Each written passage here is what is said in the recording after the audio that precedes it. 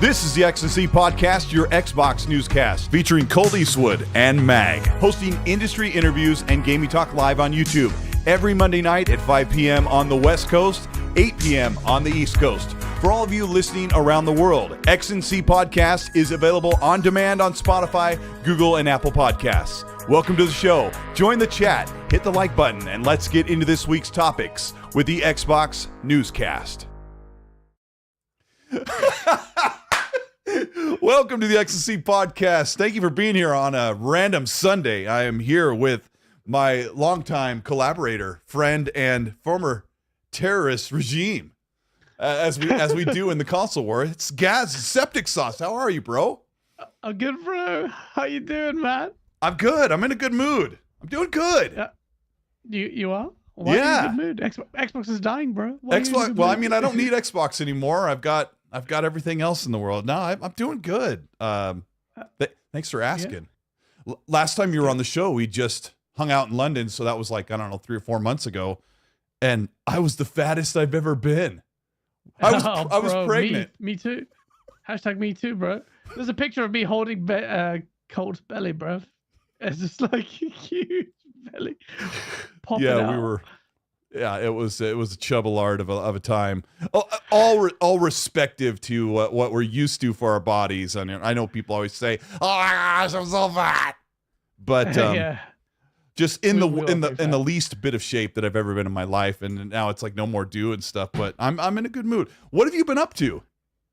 Well, I'm glad to be here. I took over Mag, so I thought I'd dress the part, because he's the pony of the podcast. I thought, why not dress accordingly?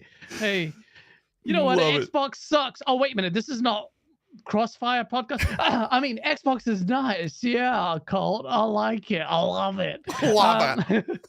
I love it. No, I've been good, man. I've been out and about this weekend. And just before this started, I was playing Metaphori Fantasio. The demo is longer than the Hellblade 2. It took ages. It was like 7 hours or plus on the demo. And I just bought the game because I just gone past the demo bit. And yeah, really, really good. You've got it now, by the way. But yeah, right. Really good game. Yeah. In fact, I would like to give away a copy of that game today on the chat at some point. Before I bought the game, you. I know. Yeah, I know. And I would have. I totally would have. Yeah. But yeah, when you talk about metaphor, we have this diabolical private chat on WhatsApp with you, me, Zocker, and Fonz. And it is, if that ever leaks, the FBI will be having some serious questions. You're gone. I'm gone. We're all finished. It's going to be fine. Cancelled. Oh, but it's like a good place to vent when the frustration pours in. Turn on the ceiling fan. It's already warm in here. Welcome to the X&C Podcast, episode 170. And Gaz has been here for quite a big chunk of that. Good half of this, probably, collectively, as you were the co-host and jumping in as a guest as needs be. Yeah, Cerebral Assassin says best duo on YouTube. I really wish you didn't live in London, because I think you and I would do more shows together if we were like a few hours apart, not like an entire work day apart. But how's your channel doing? It's good. I've just been so inconsistent with it at the moment. But I made a decision after I made the Halo video. I wasn't really happy with it because, with YouTube just wants you to just feed the algorithm. So it doesn't really give a shit about quality. And I looked at it and I thought, you know what? It was a fine video, I guess. But I just thought, do I spend the rest of my days just chasing the algorithm and putting the news out? Or do I do something special? So I'm going to not feed the algorithm like blindly like that. Not the thing you say blindly. It was big Halo news, so I had to make a video on it. But I made a conscious decision on that channel, and I'm doing some, you know me, I always plan some different crazy stuff. But this time, if I'm going to die tomorrow, I want to have a legacy of he did this on this channel. It's very different. So I'm just planning stuff. You want to have the legacy of your friends dragging you down the streets of London at night and stabbing you with fake knives and stuff like that's your legacy that you hope that your grandchildren and That was Dad. Oh God. But yeah, Dad was yeah, awesome. yeah. Your kids are gonna sound like baby Tim Dog. Dad was so awesome. Love it. Well, Oh, shout out Tim Dog. Tim Dog's so awesome. Like your legacy of wearing the pony mask in front of Aaron Greenberg. Oh yeah, that was brilliant. That was. He was a good sport about it, but he could not take a picture with me and the pony mask. Like, I was like, just point and laugh at it. He's like, I can't do that. Can't do that. He's like, no, turn the camera off. But he's a good sport about it. Aaron Greenberg's cool, man. He's a really nice guy. He is. What people don't realize is he likes a little bit of fun here and there when it comes to like actual competition. Unfortunately, the leadership above him don't see it the same way. And when you talk about making content, I've been very inconsistent too. And I've tried a few things, like I want to cover multi-platform games and some other things that I think are really cool videos. And then they just don't really move because YouTube's weird with, like you say, that algorithm. They want you to continually make the same stuff over and over. And this past year, it's been crazy. Feels like we don't want it to be a signal. You know, he does this thing with his hands. And I was telling this to Gaz before the show. He goes, they can see you right now. I'm like, he's joking. But Phil does this thing with his hands. He's like, we don't want it to be a signal that there's more games coming where Game Pass exists. And then boom, boom, boom. You know, we're probably going to see Starfield. It's a long wait, but we're probably going to see Starfield on PlayStation in 1 year from now. And it'll be the best game they've ever had. Yeah, then you'll see people really enjoying and supporting that game. Yeah, you know, in fact, actually, I don't think it will be supported. It'll be interesting. Sea of Thieves did really well after coming out after 6 years. I wonder what will happen with Starfield, because Starfield's reception has been okay, but I don't know if they launched, obviously, when the media or all the marketing campaign or whatnot for Starfield was happening, maybe have done well. But there's a good conversation to have regarding what's happening with Metaphor ReFantasio and how that's really done incredible numbers. But this is your show. You introduce the topics. I didn't even know what the topics are. I mean, this is what we do. It's not like you don't know how to do content creation. We can talk about it as it organically rolls through. But Starfield, it was... When you say okay, it kind of was okay. And then Shattered Space. Game, but Shattered Space shattered our anus. So Sharded Space is what I'm calling it, because I won't even go into that planet anymore. I'm not interested. And a bunch of purple, pink, and blue is not going to make up for how the rest of the game looks much better. It was okay. I got there, got to the planet, just talked to those peeps. It was all right. I haven't really experienced anything. So I was like, okay, so this is the color palette of this DLC, which is an interesting color palette. There's like crimsonish, reddish, pinkish, weird color. But I will try it. It's just that Starfield, when you compare it to, and we've said this so many times on this podcast and other podcasts, when you compare it to something like Cyberpunk, it just feels so much more inferior. I know people don't like that comparison sometimes. But, you know, I don't think it's what I played so far. The initial bit with the low gravity stuff and the initial bosses and stuff wasn't so bad. Like, I didn't think it was terrible. But yeah, I have to reserve judgment on that. But if Starfield comes to PlayStation, and it will, then I wonder if it'll make as big a splash as Microsoft thinks it would. Maybe. I don't really see their reasoning behind it. Like, Starfield was already a successful revenue maker for them, and if you're a PlayStation fan who didn't get to play Starfield, you're getting it with the land vehicle and some of the quality of life features. Like, one of the big things that Starfield does right now is, and we'll get off Starfield in a second, is you have game settings and there's a laundry list of modifiers. I use that word carefully, cool. Modifiers. You can make combat more difficult or easier, carry weight easier or more difficult, etc., all the way down to hunger and thirst and vendor credits. And each of those ups or lowers the amount of XP you get on normal. Red Wolf, my friend, said, turn these down and turn these up. And he had me at 30+% XP. And as I was playing the game organically this past month, I was getting XP I was leveling up like you'd think you would, because the game is so reserved. So PlayStation guys, that's my point being, PlayStation guys would get quite a phenomenal version that we've been enjoying over this past year. But anyway, that's PlayStation guys, we beta tested it for you. Enjoy it. We got you taken care of for the port. And people that are asking why are we doing the show here on a Sunday afternoon is tomorrow, Monday, a few hours before XNC's normal time, I'll be flying out to go test a game. Some people have kind of like figured out what game that'll be. That's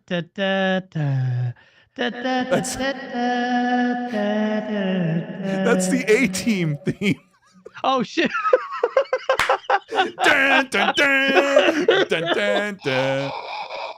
Or, you know, people always mix up so stupid. What's the Bro, they're making an A-Team game. Let's go. Or what's the other one? I can't remember the Superman theme. The Superman theme's another one that's like easily What's the Indiana Jones? Indiana Jones. Like, bro, you're gonna play as B.A. Baracus, and there's gonna be third person, and there's gonna be the van and everything. Yeah. I'm not gonna lie. If somebody announced they were making an A-Team game, I think I might be more excited than other things. But yeah, I got kind of a surprising invite. What is the theme for what? For Indiana Jones? How does the theme? We're talking about Indiana Jones now. Make me sing. Yeah. Oh, that's so similar. Which is like, and I forgot already. What was it again? You did it so well. I'm gonna make a Indiana Jones montage with the A-Team music and see if anybody catches it. Wait a minute. That's what I'd say. And then the Superman theme's kind of like that too. What's the Superman theme? I don't know. The old Super. I didn't watch the movies anyway. The old Shout out to Superman Deadly theme? Headley, who's on your show yesterday. I watched the whole thing. I've been playing Almost Human on PC because I kind of just ran out of what I wanted to play, and this has been a weird spot. Finished Astrobot and all that stuff. So I've been playing this game, which is basically State of Decay mixed with Death Stranding and Control. That's like probably the best mix. It's an open What's it world. called? Like it's well, you What's can it like called? telepathically pick up stuff and throw it at times, and there's weird creatures and some of the design choices or the styling. What's the game called? It's called Almost Human, and I think it's made by Human. like a South Korean studio or something.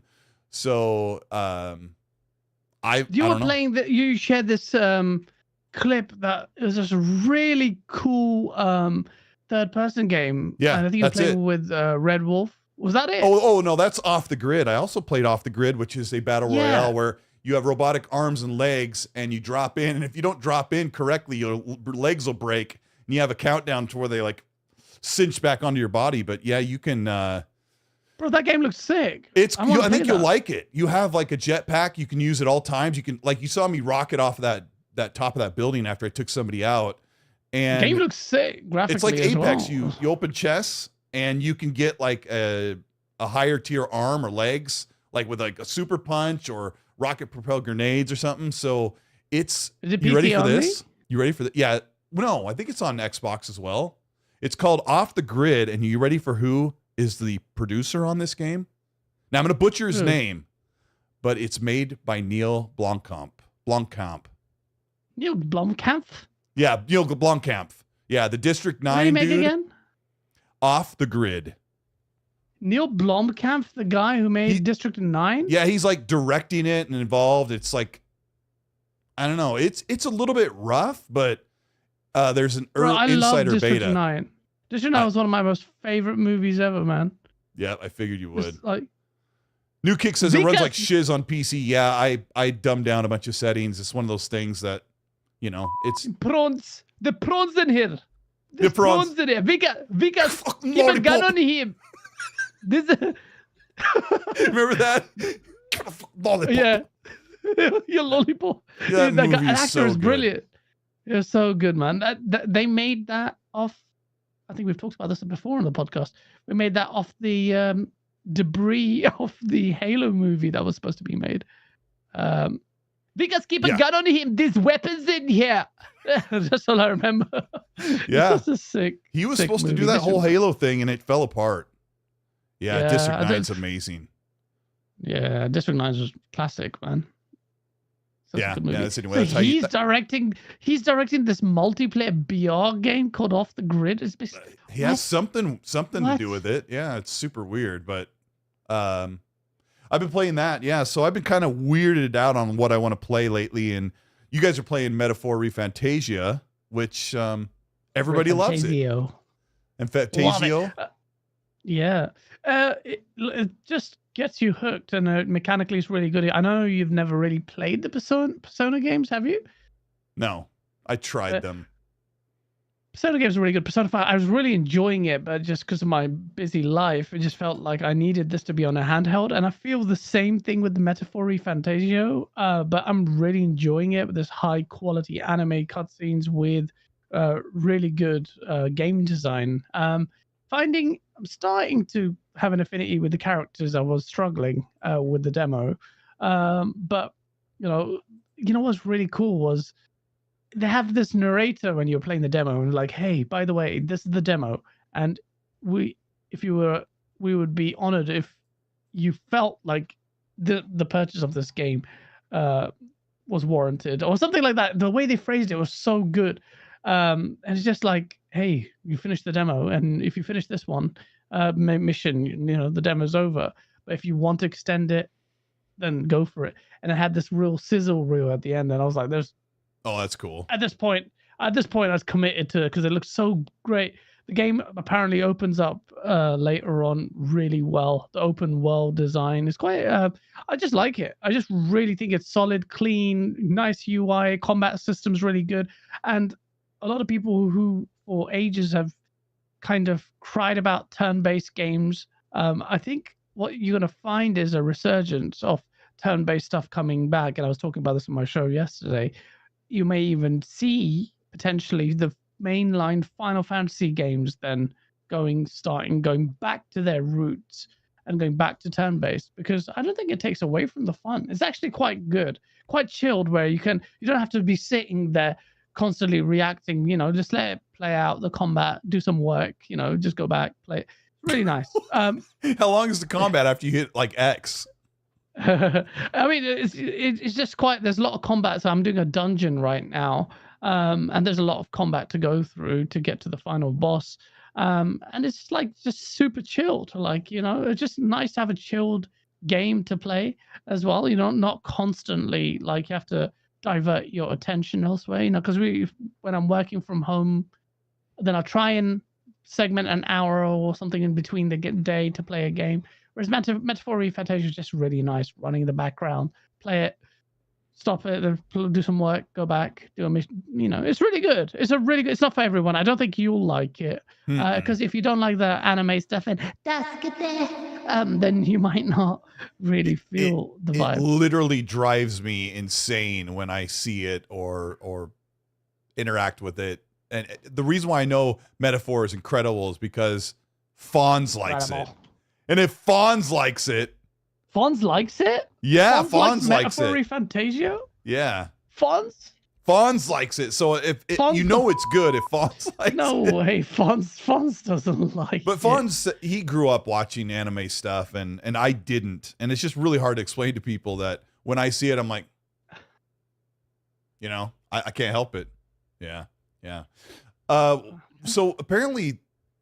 Metaphor's doing really well, sold 1 million copies in 3 days. And we have to bring up the absolute obliteration of that marketing argument that was going on social media. It expanded past social media, where a content creator that was pretty prominent said that the marketing being under Xbox was a disservice, that it was, his friends thought that it would not sell. He's not Heisenberg.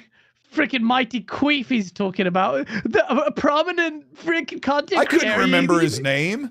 Yeah, you can. A fat fuck. Everyone knows who he is, that rotund piece of shit. Okay, I'm going to cut to the chase. Instead of telling the story, I'm going to cut to the chase. He put out this manifesto tweet yesterday All this Yeah. stuff saying, I am so wrong, but I'm not going to admit it. That's all I read when I read that. I'm like, all he's saying is, I am dead wrong, but I'm going to sit here and die on this hill and fester with it. Because you would probably know his wording better than I would, but he said that he has friends that think this game's only on Xbox. It's not going to do well. JRPGs typically don't do well on the Xbox platform. And his problem thinking that nobody was going to buy the game because Xbox was marketing and Xbox marketing sucks. What did he really say? What did he really mean? Bro, this guy, the concern trolling was mad with all of this. And that's all it was really concern trolling. So it depends on how, look, first he goes, basically, to paraphrase what you were saying was, Atlas is so stupid at marketing that why would they market it with Xbox? No one in Japan and Xbox buys JRPGs. All my friends think this is an Xbox exclusive. So go out there, guys, and buy and support this game.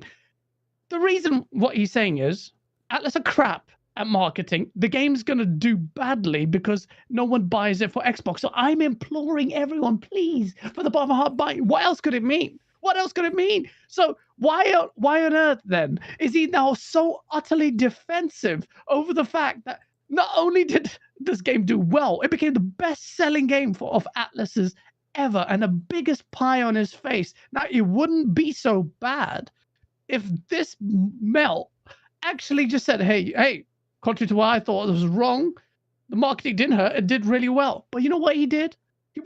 He just went majorly defensive, so defensive, and he couldn't take it. And it even, I just tweeted like the most calmest, jokey tweet. I just retweeted as Hasdor shared an article saying that it's just killing it in Steam, and I was like, hey, Mike Keef, you can relax now. The game is doing well. And he just went the 3 tweets like back to back, like a thread. Oh, you guys don't understand. Your reading comprehension is not that great. He said that over and over, that it was a reading comprehension problem. He mentioned Xbox's problem with being in the marketing for this game 3 times in his tweet. You mentioned Atlas once. He says Atlas sucks at marketing. Then he said Xbox can't do this. Xbox guys don't do this. Xbox this. Xbox that. And he should have just said. Looks like it's doing really well on PC. Yeah, that's what you should have said. He could have said Steam sales are showing that it's doing really well, so at least PC guys bought the game. He could have at least tried to die on that hill because here's the problem. It's not just that. It's just that he revealed that for ages we've known that Mighty Keef is the fanboy that he plays in his videos. Yeah. He's playing himself. That's what he does. So he quote tweet. Under his thread, he queef tweeted. He queef tweeted all the. So he was so mad at me for just making this joke, and then under his thread, the biggest, most egregious, moronic virgin fanboys like Sumo and all of these guys, linking my video, and he's like, "Oh my god, this you? I can't believe it!" I'm like, bro. Oh, the fanboy gotcha. Yeah. Gotcha. It's like no one gets the content. So you can make satirical content and I can't. The difference between me and you, Keef, is that I admit that I have a bias towards Xbox and I'm making fun of myself in a lot of the videos. You see me put so much of me in a straight jacket and all sorts. And I even have disclaimers saying it's satire so people don't understand it because people are stupid.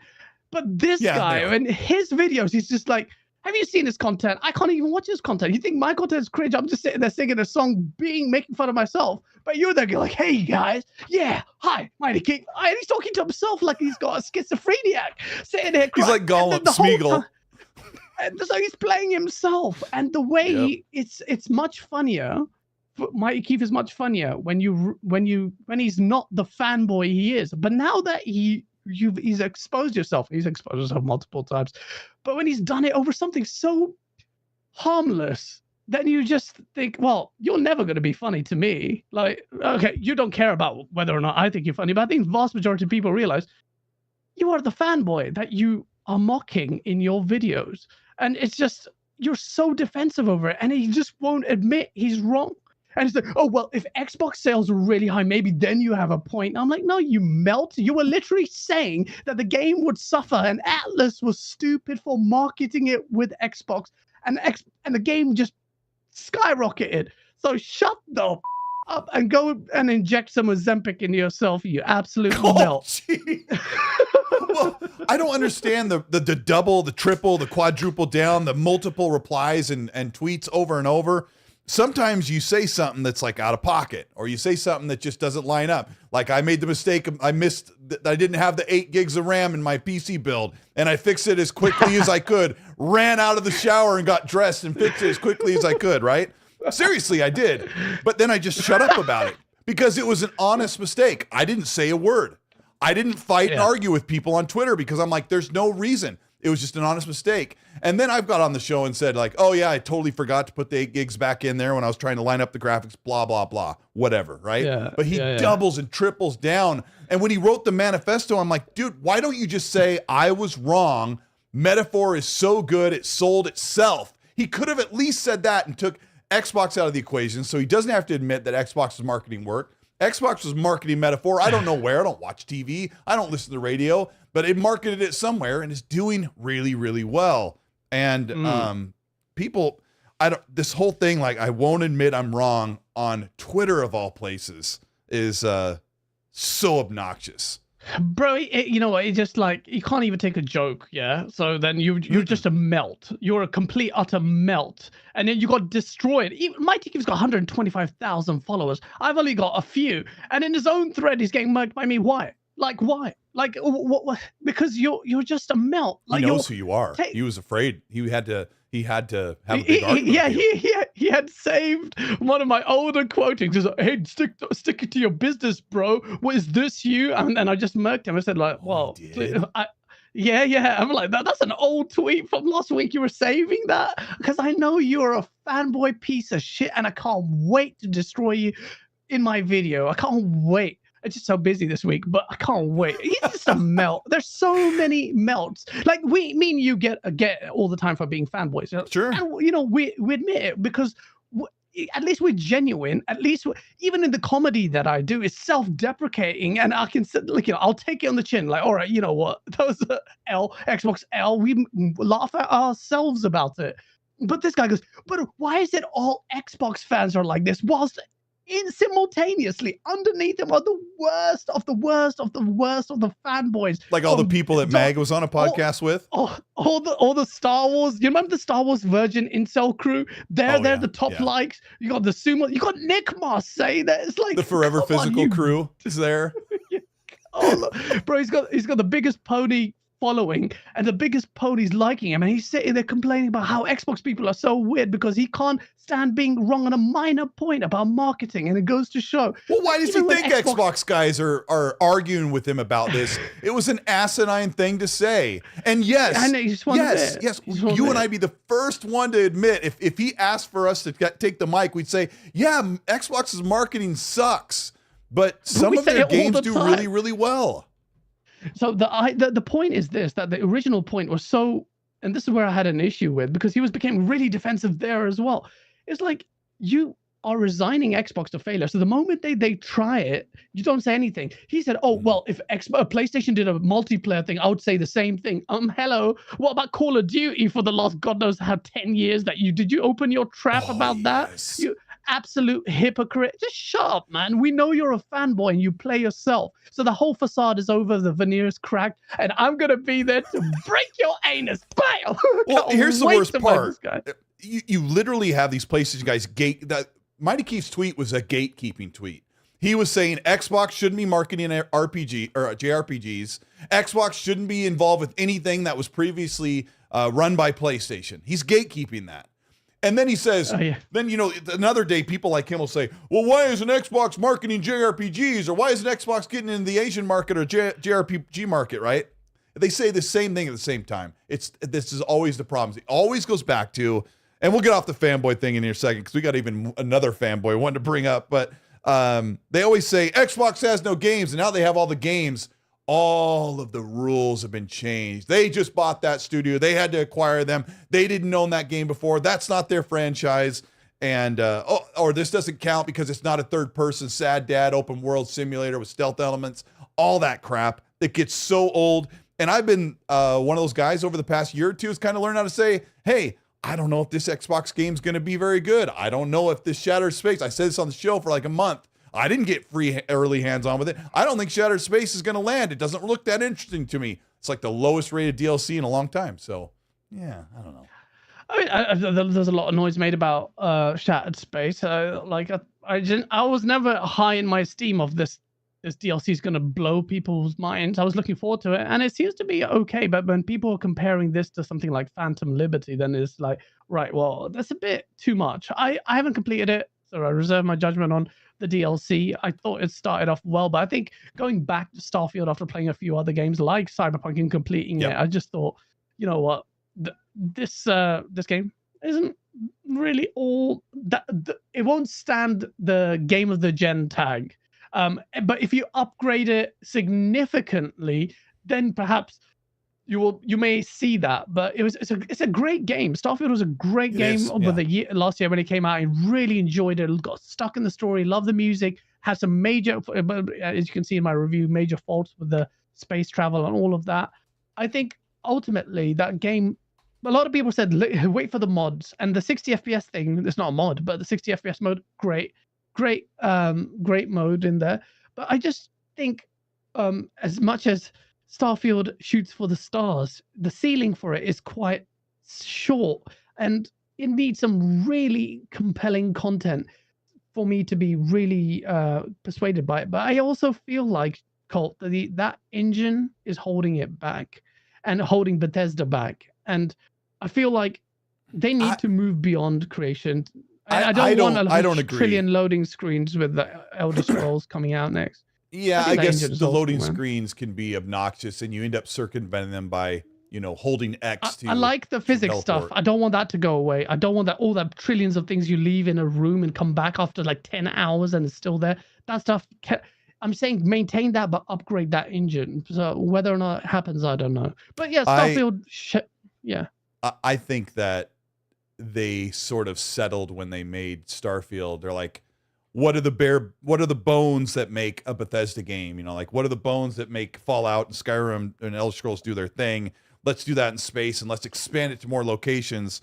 And then they forgot to go back and flesh out everything. And I love the game to death. And going back to play it, Destructo, shut the gosh. Cole is afraid to touch controversial DEI topics in I gaming. had Stuttering Craig on the show. We talked about it for an hour, and people were like, okay, I'm done. Like, what's that got to do with anything we've talked about right now? I don't understand. Seriously, like, and I try not to beat the dead horse too much, but like sometimes you got to make your complaints and then you got to move on because nothing's really changing. But great tweet from Thomas Mahler, who runs Moon Studios and makes Ori and No Rest for the Wicked, put out this manifesto tweet today about 2 hours ago. Say, people keep asking why we don't have DI in our games. And he says, I'm a creative and I'm an artist. You're going to love this, Gaz. He says, no one dictates to me how my story and characters are. I need to tell a story from my heart, and it has to be that story, and it doesn't need to be guided or directed by other people who want different characters or different stories told. And so he said, well, you'll never see that in our games. And I think that's the right answer. And that's perfect. I think I saw him go back and forth with that Alyssa McConte woman who's just genuinely a psychopath and has a few screws loose. And he's just, I don't know what it is. I think she works for Kotaku, right? Yeah, she works for Kotaku, and she just likes, you and I like to make people mad, but she has a fetish of being absolutely humiliated. She has a humiliation fetish like mad, and I don't understand these women who want to go out and do that. It's like, oh, let me scissor my way through the most toxic anals of Twitter and just antagonize everyone. Bro, there's no duo like us. Me and you are just like. I'm gonna move to London next year, so don't worry about it. We'll get it figured out. Yeah, she's, I don't know. There's a few people on Twitter like that I have muted. I don't want to see their mouth flapping. Sorry. Yeah. Yeah. See you, buddy. It happens all the time. Yeah. I mean, people log on to my show and go, oh, Colt's here, I'm out. It happens. It happens all the time. Let's move on. I don't blame you. Let's move on to the next thing. Our friend, oh no, it's Alex. Gosh, this guy is like, he's a superhero. He's doing so much work, creating so much content. Yeah. He's like a YouTube superstar. He destroyed our good friend Dreamcast guy who ran and did a video because the news report said that Saudi Arabia was getting the Xbox Series S and X consoles pulled from the retail. They were no longer going to send the Xbox consoles to Saudi Arabia and Northern Africa, I think. So this region was not going to get any more Xbox console support. Dreamcast guy jumped out of bed, put his mustache back on. I like the guy, but why? But anyway, because he's actually a nice human being when you talk to him, like most of us are. But I get it. But as a content creator, he sucks. He sucks as a content creator. He really sucks. He's lazy. He bullshits. He grifts, and he lies. That's what we're going to talk about. We're going to talk about the grifters. And go ahead. Yeah, I want to talk about the grifting thing. This is becoming a real problem with socials. Bro, I have seen, look, YouTube is such a cesspit of a bunch of grifters. So many, everyone is like, look, there's a median level of your complaints, right? But you have the grifters like Dreamcast guy who really just, maybe this is his main job or something, but he just grifts and unashamedly. You can't respect him as a person because that's all I see. I know you've met him and he's a nice guy and all of that, but if you're fake, it's really hard to respect you. And there's so many fake people out there. This whole DEI and all of this stuff, look, there is absolutely, in my opinion, too much of this, kind of a lot of, SBI, I'm not a fan of them. And I feel like this mandate artificially to pander to some really tiny minorities does disservice to the craft. But then you go on YouTube and then you've got the opposite end of these DEI. Oh, Master Chief is gay and black. If anyone has a little bit of melanin, they cry and, oh, he's a lesbian. This is someone was comparing Master Chief and said that that's a lesbian. That's a fat woman because of the character models in there. I'm like, bro, what are you talking about?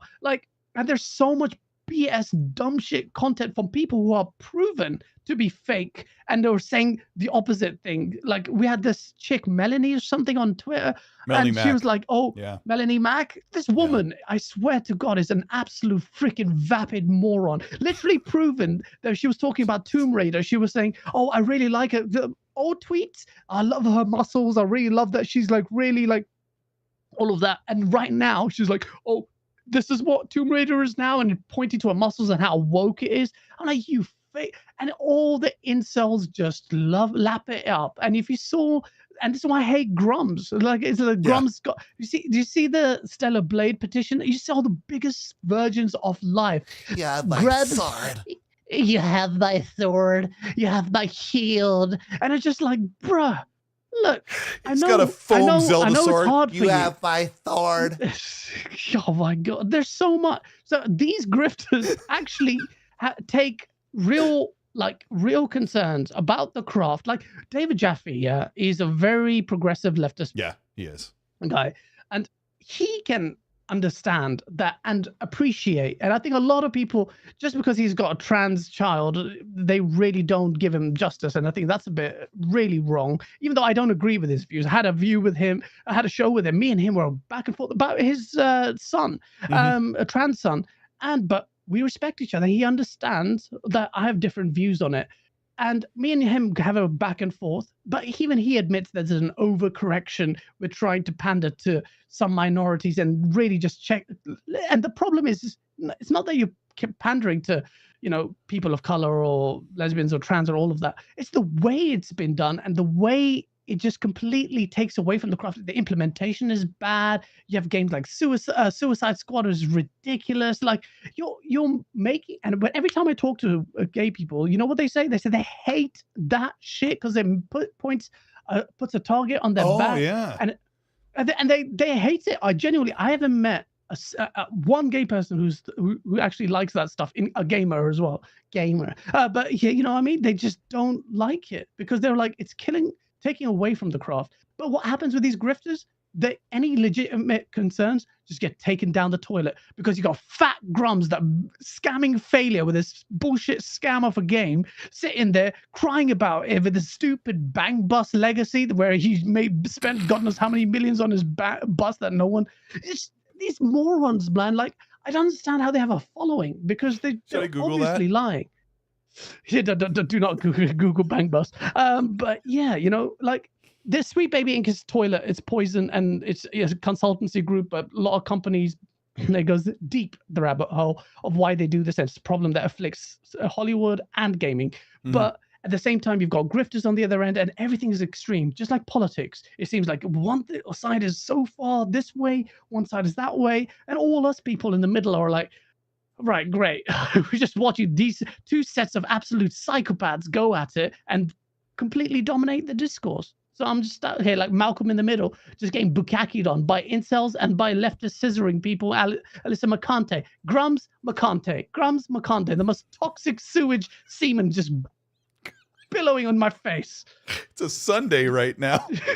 Sorry. Steve goes Colt's Googling. When we talk about grifters, like people call me a grifter all the time or a shill, right? But I think the definition of a yeah, Shill's right. The grifter. Hold on, I got a plane to take tomorrow.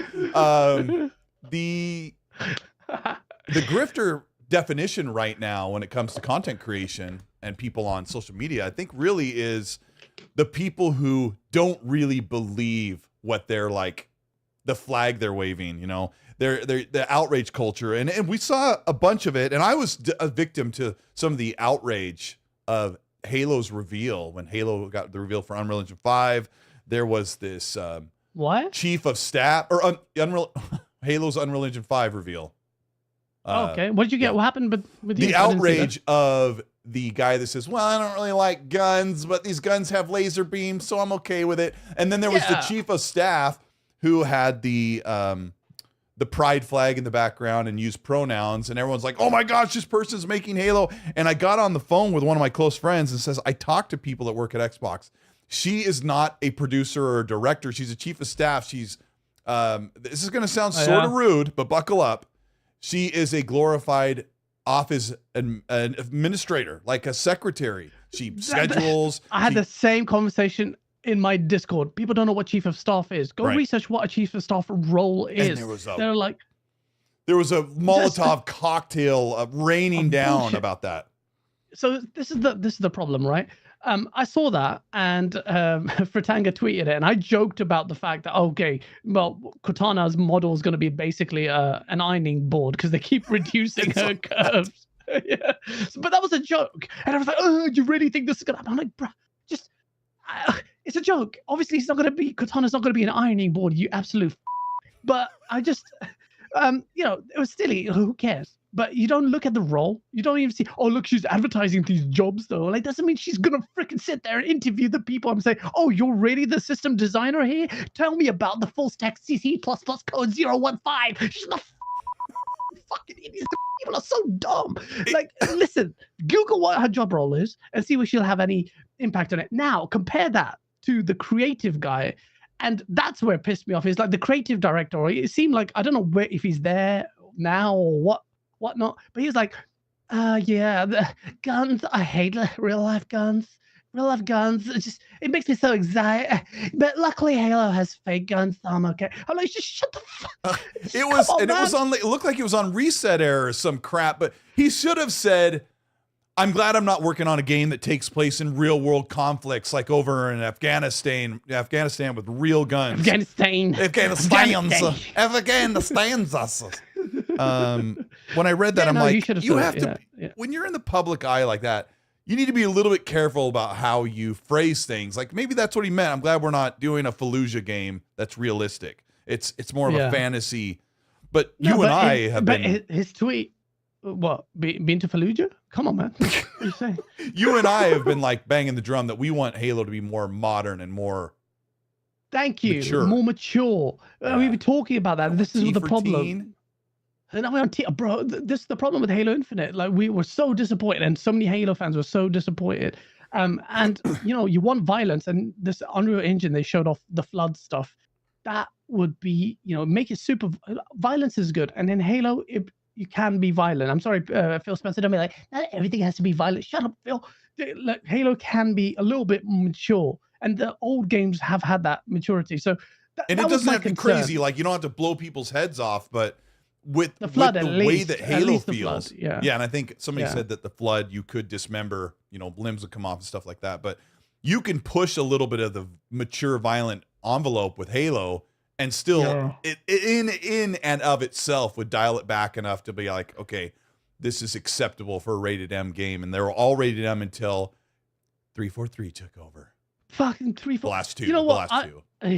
343, man. Yeah. So I don't know what's happening with it. Shri. I've seen some other. So Shri for Shri. Where I don't know what's going to happen with this new Halo studio now, because Pierre is taking over. A lot of people giving him his flowers. He's done quite a few things in terms of getting content right and getting mechanically things right. But then also I'm reading some stuff on some staff that were fired, and I don't know how much of a change is there. Maybe again, take it with a pinch of salt, but a problem with leadership not really understanding some things. I will pass it on to you, but Rebs Gaming was pretty much spot on. And actually, you told me that he said before the Sunday announcement that they're going to reveal all the Halo and UE5 stuff. He said that because you told me he's going to say it, and then it happened. So respect to him. And he is the guy who said that there's a Halo Infinite 2 was in the works already after the game was the first game came out. So I was like, holy shit. So they were working on Halo Infinite, not even the 10-year game, but making a sequel to Halo Infinite, which kind of goes against what they were saying about Halo being a 10-year game. But then they dropped it because they Unreal Engine came about. And in fact, Pierre Hintze was apparently, what's his name? Rebs Gaming? Rebs Gaming, yeah. REBS, yeah. REBS, Rebs Gaming. I need to follow him, but where is he? He said he would come on the show, too. I was thinking about bringing him on maybe when some more stuff starts bubbling up. But so basically he said this, and this is a really key point here that let me just bullet point read some of the stuff. He said 343's former campaign team began developing an Infinite 2 in slip space right after the Infinite was released. When we were like, where is it? Yeah, basically. But development lasted throughout 2022 until new leadership took over and switched to Unreal Engine 5 in late 2022. That's when they switched to UE5. Yeah. Because even Jez Corden didn't hear about the Unreal Engine 5 rumor until I think it was probably in 2023. So they had that under wraps for a long time. Well, I think they were just playing around with stuff because former creative teams were spending the following months learning UE5, the former creative team. So the campaign team within the studio never felt supported by the new leadership. Issues from old leadership remained, they said. So am I assuming that's Pierre Hintze and his team? Because that sounds like it. Then the new leadership... he took over for Bonnie Ross in 22. Like March of 22 is when she got let go. Is it? So, then that's a Pierre issue. And he says the new leadership may be outsourcing the campaign content. And that's like, what? And Microsoft laid off the entire creative team in January 2023. So Halo 2 was being developed alongside Project Tatanka. And I've also seen some like rumblings from other former people, staff as well. It doesn't, I don't know, man. I'm not going to, like I said to everyone, be careful of vouching for Pierre Hintze like he's the second coming. I'm not saying he's going to be bad, but that is an indication of some troubled spots there where members of the team, particularly the creative team, felt let down or that the leadership didn't understand. So it's not a clean slate. Everyone's like, oh, let's have absolute faith in this man. I don't know. I'm having high hopes that it will work, and that doesn't mean that this is going to be all bad news. And I feel like UE5 to me is, I'm very happy about UE5. You saw the bullshit back and forth between me, Fonz, and Zorka in the group chat. Oh my god, these guys wanted to have a hate erection for Unreal Engine 5 and Halo. But you know me, man, I love Unreal Engine. To me, these conversations are like, will it actually be able to run on UE5 is perfect. Perfect. Because the last time I heard that was, will it be able to run Crysis? And it shows to me that UE5, which has proven to me to deliver one of the best, if not the best looking game I've ever played, which is Hellblade 2. Yes, fair enough, it's very constrained and constricted in its game design, and you could call it a glorified tech demo if you want, but then you've also you're got playing other a high quality examples. movie, and we assume that going in too, and it really does deliver on that. Bro, it delivered on it on another level. But then you've got Fortnite, which is a different example of it scaling and doing well. And I think people are maybe a bit too. I'm not having full confidence in UE5 as well. Please understand that there are definitely challenges, but I think Halo's a few years away, and you're gonna get this engine is gonna get so much more support and updates, and most likely the next Halo game is going to be a next-gen game, or at the very least a cross-gen game, but it's going to be a next-gen game. The next main line. Bro, how many studios at Xbox are working on Unreal Engine 5? How many of the first big... I would like to go back. State of Decay, South of Midnight. Yep. I think that Perfect Dark is on Unreal Engine 5. Perfect Dark is under UE5. Gears E-Day, That's the three big ones. Bro, Gears E-Day alone being on UE5 is a game changer. Why? Because you've got the coalition, the masters of Unreal Engine. They help everyone else too. Exactly. Yeah, they do. And why wouldn't they help freaking Halo Studios with freaking Halo? Of course they will. Unreal Engine 5, I believe, and let's see if history Avowed proves as well, me NC right says. or wrong. Avowed as well. Like all the big games on Xbox on UE5. Now, I know it takes away from the bluster of not being in-house tech engines, but that thing is gone. If you want games, if you want games to come back, you want the 360 gen to even stand a chance to come back in terms of the kind of games we got and how quickly we got them, you better be sucking the off UE5 and engines like that, because that is how it will happen. It's early days for UE5, and there are tough spots. And Digital Foundry has pointed out recently the stuttering problem that's across PC and console. It's not exclusive to anything. There's a stuttering problem. It's early days that the engine is so powerful.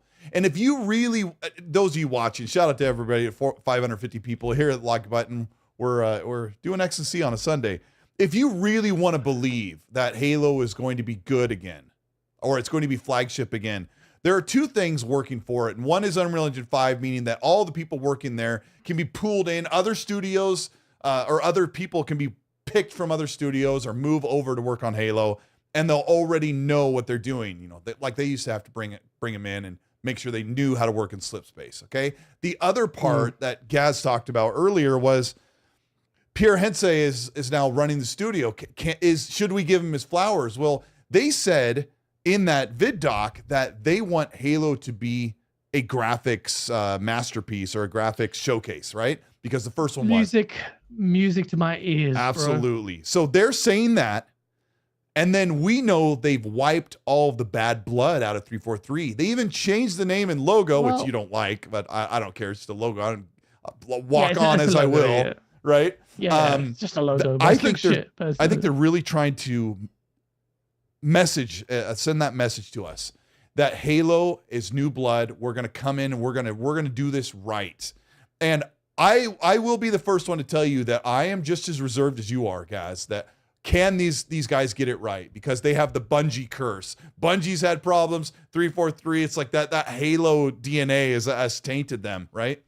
It's a very tough task. No, whoever takes on this task of taking on Halo, you're going to have so many people saying so many different things about whether or not the game is good, even if it critically receives really well, because they're close-minded and, I'm very passionate. I'm banned still from 343. You can unblock me, or Halo Studios. You can unblock me now. Please. But please, no, but it's important that people understand. Like, I take pride in the fact that I was blocked by them, because, John Junisic was there, pointing at Australian people who are using geofilters to matchmake because they didn't have sort their matchmaking out. And I said, it was a pretty harmless comment, and then he just cried about it and then blocked me, or used his like took on the 343 account and then blocked me straight after or whatever. But that kind of soft touch, like a completely impervious to meaningful critique, is going to be a challenge. How do you separate that from people who just cry about sprint all the time, and the really hardcore people that just won't let Halo evolve? And that's the challenge that whoever takes it on, Pierre or whoever, will have with Halo. But if I scale back my expectations, because I'm not looking at Halo to be the big juggernaut that brings forth sci-fi shooters in the current realm and really just advancing it, but just delivering good Halo games, I think I am very excited, because Halo is probably my number one franchise of all time, and I just want it to do well. And I feel like there's so much they can do, and so many question marks about what they're gonna do. Like, as people are okay. I'm with you, Colt. I'm just with when you say like I don't want to play Halo CE again.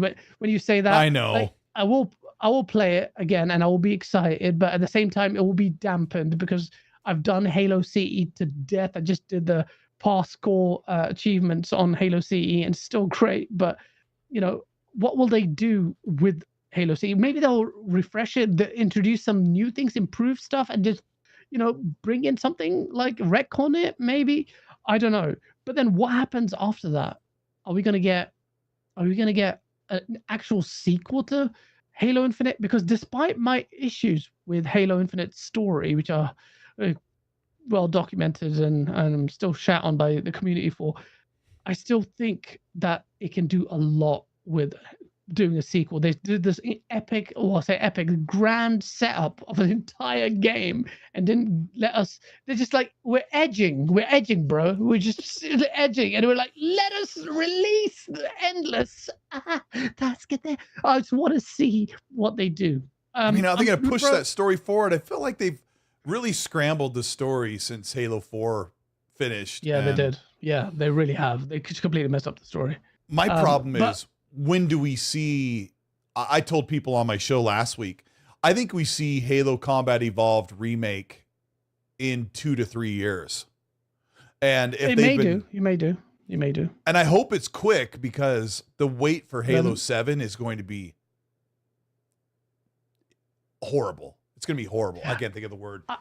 It's bad. And Xbox and Halo need to be prominent, and I need it to be somewhat popular, because I want everybody playing it. I want to play it with my friends. I want it to be as great as it should be. And you and I, oh boy, didn't we in 2021, all through that summer on this Ecstasy podcast, you and I said over and over, #delay Halo. And people got mad at us, like big prominent Xbox content creators, Xbox fans got mad. What do you mean delay Halo? And I said, it's not ready. If you don't have co-op ready for split screen or no campaign co-op, there was no campaign co-op. I'm like, this, you need to wait until the game is at absolute perfection. And that's why, when you say, if we lose our way with Halo, we lose our way with Xbox. This is what happened. You lost your way with Xbox and Halo because the way you all at once. So they need to give it look. The multiple game development thing is really exciting. I think what they need to do is actually reveal the roadmap of content. So they like how Blizzard did it with World of Warcraft and all the expansions. Or Assassin's Creed. Not Assassin's Creed, but CD Projekt Red with the Cyberpunk games. 9 games. All Assassin's Creed. It's just horrible. But with Halo Studios, they should release all 3. I feel like if they do a Halo CE reboot, it won't have multiplayer. I think it will just be the campaign. But then if they do that, I got a doo-doo in my butt. They do. I forgot about that. I used to go around singing that all the time. Oh, my God. I got a doo-doo in my butt. No, if they do Halo CE and just campaign only, then in very quick succession, they have to actually almost simultaneously show off the next stage of Halo. So I say, hey, look, this is the Halo CE. Put the B team on the remake. Put I don't know if they can afford to do that. Third wing team on Halo remake, and and get some of the team involved to kind of like sharpen their tools, and then have everybody kind of like building up the first foundation of Halo 7 while they finish remake. That's what I want.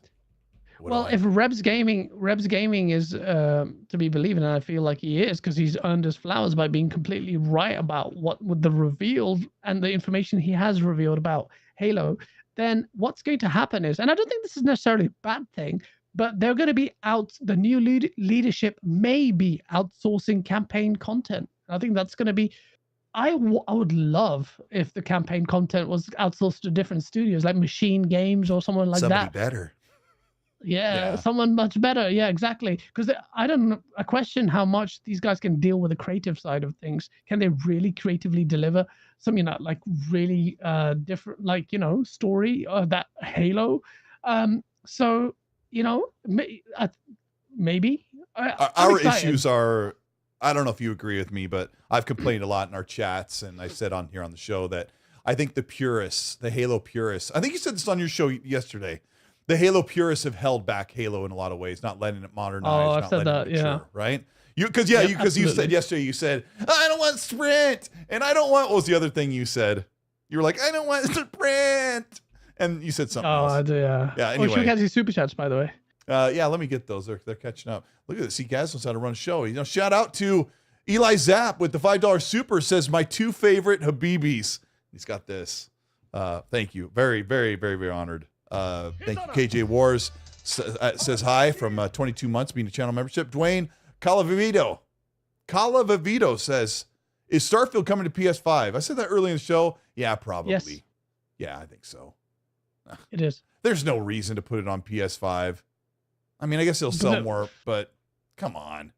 BT it's Maverick. Xbox, bro. Well, it's Xbox. Feels like we Microsoft. don't want it to be a... We love you, Phil. You know what he does when he's doing this? He's knocking the Xbox fanboys away. No. Yeah.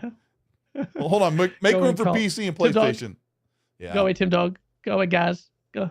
Yep. BT Maverick, thank you so much for the 5. Says, nice surprise. I'm glad to see one of my favorite duos back together without Dreamcast Mag. Just kidding. Here to have a great time, be a gamer, and we're eating well. Yeah, shout out to BT Maverick. Shout out to BT Maverick for sure. This early fall, I'm learning not to say fall because it's different seasons around the world, but this part of the beginning of the end of the year, we normally have a couple games and stuff for me, it's been tough for me because I'm so picky. So picky. Okay. So Chris we R. like Redfall. I'm joking. Redfall was better than Concord. Got a lower score too. Oh! All of a sudden, my skin just becomes less white for once. Almost. Just almost. I've got to be the whitest cracker on the planet. And you know what? And you and I've been joking around for a long time. I would just really like everyone to just relax. It's gonna be okay. I'm a cracker. So you heard it here first. It's fine. I am the white. I like the Backstreet Boys. I don't put any seasoning on my chicken. Bro. Okay, I'm done. Okay, Stop. Wait, no, the seasoning thing. He can handle the spice. He can handle the spice. Yeah. Bro. Also, I will say. Love it. Backstreet Boys, pretty rated. Everybody, yeah. No, I am. The chat is so funny. Like, come on, it's gonna be okay. Let me go back to where I was. Chris R. Thank you so much for the $5 super. I'm not worried at all. It's great. Oh, I'm canceled. Well, we're out of here. Chris R. Thank you for the 5. Says the 343 guy is a producer, not a creative director. If you go on Halo's website, they are literally hiring him for the creative. They're literally hiring for the creative director role right now. Thank you, Chris R. Oh, really? Okay. Chris R. Appreciate the information. I literally shared it, so for fuck's sake. FFS, that's all I said. But if that's true, I can relax. A little bit. I don't know. This is the problem. You got the grifters who they see something and they just run with it. And everybody looks and goes, yep, that's it. I'm going to put up a poll. Yeah. Who is better? Is it? And while you do that, I will read the super chats. Am I behind? Are you? No. Okay. Nikki just gave a 5. He goes, excited for the new Halo games, but scared it's on UE5. I hope it feels like Halo and not like Fortnite, which is a very, very good point, and a lot of big concerns that people have. Like, Yep. because some people say that even aesthetically, the characters, and I do kind of see that they look like toys. They're like almost toy versions, or like. Who had that tweet that said, "Oh, it was Paul Tassi, Master Chief, looking like something I bought off of Amazon for $199." He was not wrong. He was not wrong. He's not, honestly. It's not. You know what? Creatively, I think they can get away with it because Halo, generally, if you go back to Halo and how that looked, it doesn't really look all that realistic. It had that kind of almost kind of toyish look. Whereas if they, with the other games, they should actually strive for maybe some maturity, please. We got Shabs Inevitable with Go look at 4 and 5. They look phenomenal. When Halo 5 came out, it looked like it looked incredible. And Halo 4 was the end of the 360 generation. And I was like, how on earth are the graphics getting better when the console's about to be done?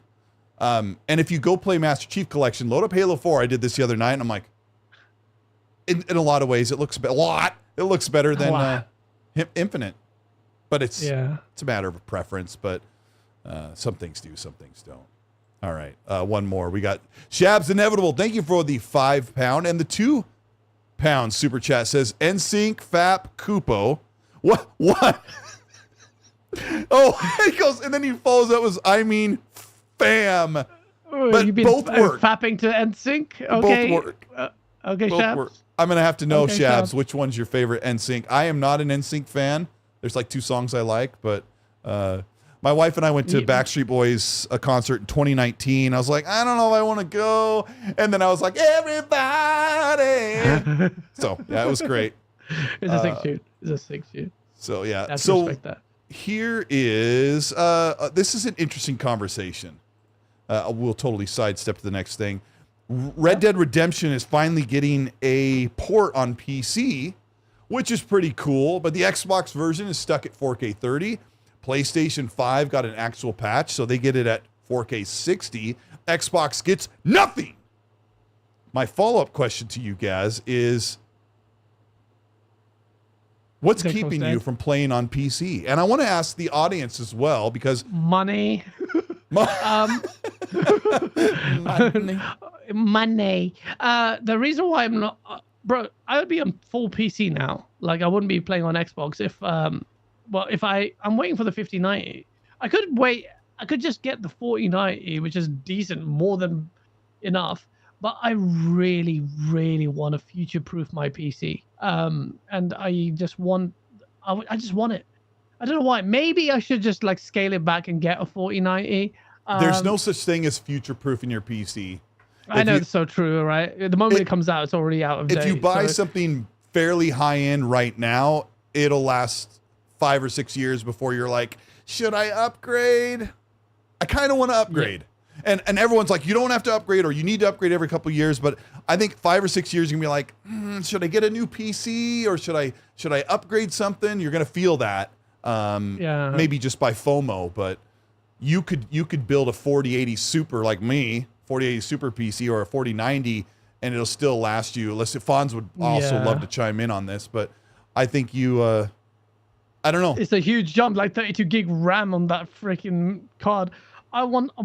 And you don't even need RAM in a PC, according to me. Bro, like 5090 requires new ports. Wait, guys. The power ports, or the new ports where it plugs into the motherboard? Yeah, I have no idea. Don't call me. 5090 is going to cost $2.5 grand, apparently. That's what the rumors are suggesting. So that's going to push you to a five plus thousand. I also need to buy a new car. I need to buy a new car, bro. I've been driving that shitty Civic for too long. I was thinking of getting a nice car. I'll buy that car from you. I want it so bad. When I saw your Civic, I'm like, Civic? And you're like, wrong side, Colt. I was trying to get in on that's amazing. Yeah, I don't know. Fonz, write us in the chat how many years you think you need to go ahead and build a new PC, or buy it when it's time to buy a new one. So I think it's about 5 or 6 years. So I don't know. People have been talking about that lately, and Xbox is really like not. Xbox is not talking about the console, and I know they're doing a new one and everything, plus the handheld, which we'll talk about in a little bit. But Xbox kind of like doesn't really give you a reason to stay on the console forever, and they're really giving more preferential treatment to the PC with these RTS games coming there first and then coming to console when no one cares. Like that sort of stuff kind of, that pisses me off, to be honest. Happy birthday, guys, by the way. Thank you. But I mean, would you want to play your multiplats there, Gaz, or do you like being on the console? While I do like being on a console, I also was predominantly a PC gamer last gen, multiplayer mostly, but I don't mind playing multiplats on console. I don't mind going back to mouse and keyboard as well. Like if it goes ups and downs really. Like this generation, I changed to console, and bro, like even if you're a content creator, and me and you, like just it makes our life so much easier if I can just stream like straight away natively from here, and I want to do more streaming or capture and video shadow play instead of doing this Elgato 4K Pro thing that I've got. Or you have to route through your TV and you lose features like VRR. I was doing that at the beginning of the generation. I was running through the PC and then to the TV, and I'm doing an Xbox. I have so many problems. Yeah, and then I was getting screen tearing because I didn't have VRR and stuff like that. So yeah, it's too much, man. Like for me and you, I know you love your Xbox, but it has to be PC, man. For us, it's made for us like that. I do recognize that some people just want to chill on the couch, and I will always buy it, whether PS5. PlayStation 6 or the next Xbox and the next Nintendo. We will get all of them because we're just big gamers. Like we just love shills, or we're just gamers, man. We're not shilling. We're shilling for consoles. Like Fawn's in the chat, he's got a killer PC and he's like, I'll buy the next Xbox because I just like buying new tech, and you know how many games will he play there? I don't know. But I'll tell you why I will always get an Xbox as well, because of Play Anywhere. That feature is so important to having continuity in your game saves. Now I'm playing Metaphor Refantasio. I can now play on my PC with the same save. That's amazing, man. Oh, like you can? Yeah. Okay. Yeah, that's right. That's what you could do. So I was like, what? Like so that's what someone was saying. I'm like, really? An Atlas game? Like I can do that? Chat confirm that's it is, because Jez Corden said he had a tweet out that it was going to Game Pass, and he said, I just assumed it was because it's Play Anywhere, and Play Anywhere is always on Game Pass. So it was kind of an anomaly that Atlas did that. I loaded up, I have like 200 hours in Assassin's Creed Valhalla, and I was like, I want to see what it looks like on PC, and I loaded up and just cranked the settings up, and I was like, kind of looks just like the Xbox version. Shout out to Fonz. He was kind of like, yeah, it's kind of hard to tell the difference sometimes. And my save was there. I loaded it up, and it just said, here's your 200-hour save on PC. I'm like, that's amazing. But that's amazing. That kind of stuff is going to make a big difference to me. And I really think the handheld, especially where I'm at, so you know where I work now, it's pretty chilled. I drive to work. I can play in my office, just to get the handheld in there, just chill. That's the best part of being your own boss. Just being able to chill, masturbate. No, just chill. Play the game. Go there and just like, Sharon, shut the fuck. No, I'm not like that. But Sharon, I don't have Sharon working with me. But it's just like playing that game. I'm dying to play and get the handheld. Is your mom named Sharon? Oh, bless her. But yeah, man. So I'm pissed at Xbox. I'm pissed at what of the leadership. I'm pissed at this multi-platform strategy. I think it's going to kill the brand of, or what we know off the brand. But a lot of the things that Xbox does do, which is so fundamentally important to me, things like quick resume that has really disrupted my ability to complete games. It's so good. Which I love. But it's so good. Play Anywhere is incredible. The cloud saves, bro. The PlayStation is so shit. If you don't have PS Plus, you don't even get your saves like stored now or something. It's like, what is this, man? They need to change all this stuff. So a lot of that stuff is so in the past, like for me. So I'm like, because I'm invested in the Xbox ecosystem, and because I'm going to be catered for on PC, probably better than console, because Phil Spencer says Xbox. Then I'm just. He's like, oh yeah, we have a console. Yeah. You know, we will talk about it in a bit, but I really feel so. Jason Schreier said that Xbox is a bit of a mess right now. It's really lost, and no one knows what they're doing. Mhm. I agree with the Volus. I agree with him that he's Somebody else said the same thing. I don't think it was just Jason Schreier that said that I'm Xbox. just gonna take my clothes off. One sec. Okay. Just my top, sorry. I know it's getting warm in here. It's getting hot in here, so take off all your clothes. It's like, can you hear me say that? Somebody else besides Jason Schreier said Xbox is a mess. Maybe it was Jason Schreier, and it seems like every year they're trying something different. They don't know what they're doing. Maybe that was the same report you're talking about. That I don't know. That Xbox is like every year they're trying something different. They don't know what they're trying to find something what'll stick. And that frustrates me because when I heard that report, I'm like, oh, absolutely. That's exactly what they're doing because it seems because I've done the quasi marketing with Xbox. I've talked about what they do. I've tried to explain to people what their strategy is and where they're going. It's so funny. Like when we talk about Colin Moriarty and he talks about what Xbox is doing. I'm sitting there going, do you even pay attention to what they're doing in business? Like you don't even explain this stuff properly. That's not what their approach is. What was you talking about? Just like anything, anytime Colin talks about Xbox is doing this or why aren't they doing that? He's not keyed in because he's not a diehard idiot like me. I know what Xbox is doing, and he'll make these statements where I'm like, you don't even know you're not even following Xbox and what they're doing. No one knows what Xbox is doing though, Cole. Like it is a bit of a weird one. I'm not saying that they won't have answers. I think because of this whole multi-plat strategy, no one really knows what they're doing, like what games actually are going to be exclusive, whether they even have this. It sounds like they have a full-on open door policy for things now, but people are talking about Halo CE or Halo because it's on Unreal Engine coming to PlayStation. Imagine Halo comes to PlayStation. Just imagine the optics of that. It would be absolutely destructive.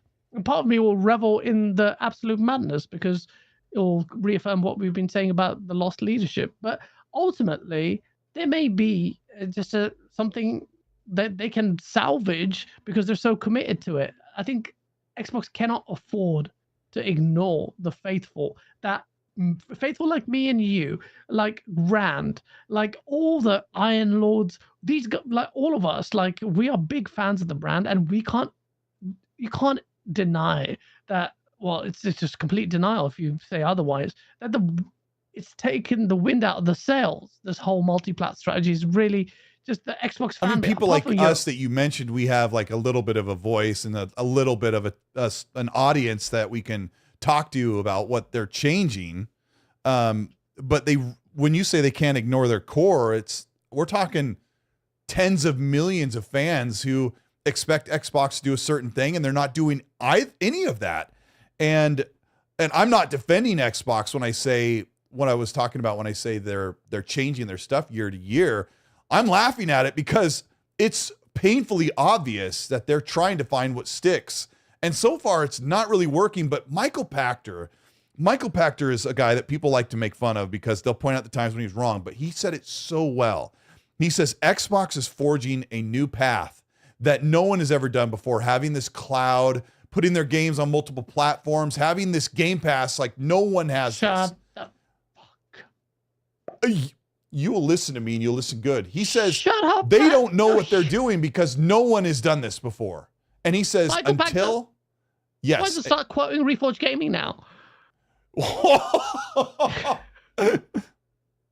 Look, I was on a show with him. He's really nice, but Michael Pachter doesn't really know what he's talking about. And he's been talking about, like, I don't know why he evangelizes Xbox so much, this guy. Every time he says something nice about Xbox, I just prepare for the bad news because he's been wrong so many times. I've heard him bash Xbox a lot, but even in this even in this video, who was he? I think he was with David Jaffe is when I saw it. Look, the only thing that some like David Jaffe will say is that they're paving this platform agnostic future. Game Pass is like a value driven, and Everborn said it really well on my show a couple of weeks ago. It's like, if you're just touting Game Pass and value, that's not really saying much. as a strategy. And I don't want Xbox to be devolving into just, the cut price, gaming experience for value. I want something like a real defining, distinguishing factors. Exclusivity was a big primary weapon, and you made a video on it where Phil Spencer, it came out of his own mouth that he knows that exclusive games are what defined us in the gaming industry, blah, blah, blah. But they need to reconcile that, and I just don't know what they're doing. As Colteastwood goes away, hi, this is the oh, he's back. I can hear you at all times, bro. I heard what you said about me. But yeah, so it's these few, like the next couple of the next year or so, it's exciting at the same time. I will be honest. What are they going to do with Xbox? Like, how are they going to market the next Xbox console? How are they going to market the games for them? Are they going to be timed exclusives? Are they going to be quiet about it? Is Halo going to come on PlayStation? Is Forza going to come on PlayStation? Is Gears? Is it just those three that are not coming? What about, Fable? It's going to be interesting to me. And I hope one of these days you have the balls to invite me when Phil Spencer is in a party chat with you. You won't do it. Phil, I'm going to bring somebody on here that's going to swear profusely, and he's going to. He's going to be like, oh no, not. He's going to be like, not that. We do know that he knows who you are. That's for sure. He doesn't know who I am. I think he does. Yeah, I think he does. Does he? Yeah, I think he does. How could he not? Probably likes your stuff too. I really doubt it. But I think it's frustrating when you say, are they going to convey what their plans are for their exclusives? And I'm like, no, there's no way, because there's no rule set to put down with Xbox's games. Like, there's no reason for Indiana Jones to be on PlayStation. There's no reason other than we'll make more money. Well, all of your games would make more money if you sell them on PlayStation and not keep them off there. The thing that frustrates me is I don't care if PlayStation players play games that are on Xbox. I care that they're going to kill Game Pass because there's no reason to have it if there's no exclusivity with it. Like, there's all these games they have on there, but if you want to play Indiana Jones, the messaging should be you need to buy it from us or rent it from us. But they sell it on Steam, so I don't know. So dumb. I think Game Pass actually could benefit if they marketed the shit out of it. If they don't, then people are like, oh, you can just get it on Game Pass, or this game is on Game Pass. If it's multi-plat, the strategy works if games that are on PlayStation, Xbox games that are on PlayStation, but you market effectively that, hey, by the way, Blade, whatever, Indiana Jones, play the whole game for $10 or whatever, right? Yeah, literally. And Call of Duty and this and that. Like, it sells itself. Call of Duty's on Game Pass. You're saying you get this along with Call of Duty and everything, and just list the games. People will blow their minds. Like, holy crap! Like, why wouldn't you do that? So, but here's the problem that you and I have with ABK. They folded so hard before they had all their games out. Like, right now, at the end of this year and the beginning of next year, like, now we're finally going to get all of Xbox's games, and they've had a fair amount along the way, but now all the big games are coming out, and they've already said, well, we should probably put a bunch of stuff on PlayStation. I'm like, you didn't even try. You didn't even try to have an exclusive platform whatsoever at all. It's nonsense. But the most criminal part about all that is Xbox fans who had waited and waited and waited, and the final perfect opportune moment to be really like, this is it. You don't even need to buy anything now. You're ready. Yeah. Games coming to PlayStation. Lockhart in the chat says Disney was going to sue Microsoft if they didn't put Indiana Jones on PlayStation. No, it's not. Completely false. And I don't know anything about law. Gaz might know a little smidgen here or there when it comes to this era of what's going on, but yeah, that's not true. You mean sue them? You can't sue. That's nonsense. I said this before. I said there probably is no verbiage in the agreement to work with LucasArts and the Indiana Jones franchise that would say this game has to come out on PlayStation. I'll bet you amongst the 150 pages, it never says in there once, this game needs to be on PlayStation. That's just not how it works. The Otherwise, FTC trials showed that literally the evidence that was going against them was how they made Indiana Jones exclusive and they pulled it away from PlayStation. So they were fighting bitterly on this point, only to then relent on under Indiana Jones is so weird. But you never know, man. This is going to be one of those where I think we'll get an answer if we sit down with them, and we probably won't be allowed to talk about it. But I just want to get an idea of it. But Phil, all the public-facing stuff that Phil, this is the problem. This is where they're lost. They don't really know what to do. Like if you were to ask Phil Spencer, like if you got on a party chat with him and you're like, "Come on, Phil, what's going on with the Elder Scrolls 6? Like, what do you guys plan on doing with it? Is that going to PlayStation?" That's definitely going to PlayStation. That's definitely going to PlayStation. But that one is not even so bad. Although if you made it exclusive, it would be incredible for Xbox. It would sell so many Xboxes and Game Pass subs. It would do that. Remember that, Phil. It doesn't even take a genius to figure that out. But that would classify as one of the legacy titles post. The Bethesda statement that he made, and you could say fine. But if they put Doom there, they put freaking Fallout there, and Elder Scrolls, all of these games were on Xbox and exclusive, you would see Xbox do incredible numbers. Incredible numbers. You've got the software cadence that you've been talking about for ages, but it is what it is. We keep as Xbox fans going back to this topic, but you cannot avoid it because ultimately the future. This is instrumental to the future of Xbox, and this is where the uncertainty lies and the big question mark around what Xbox is doing, and it's so tied to what they're doing with their hardware reveal. How is that going to work? How could they market it? Are they going to go a year early with the next Xbox? If they're going to do that, they're going to use the software to leverage their hardware position. Are these games going to then be longer exclusives than they typically would be? Because all Xbox games are timed exclusives, essentially. So there's a lot there to understand. A lot to understand about this platform. Lord Xbox says console wars equals content for content creators and grifters. Platform engagement and revenue wars is the future, which is the biggest copium session of life. Console wars, and you're basically eliminating competition. That's what it is, and that's where competitor bowed out, which will have a detrimental impact on PlayStation users as they find that Sony starts to nickel and dime them with more remasters of the old games. They're already doing it. They're going to do the multiplayer gas pivot and try all these little gas games. They're already doing it. So your spirit of what made PlayStation for you is not. It's not even it's there. Not there anymore. And it's going to be dwindling because they don't have to worry about competition. Hardware prices, no one's going to.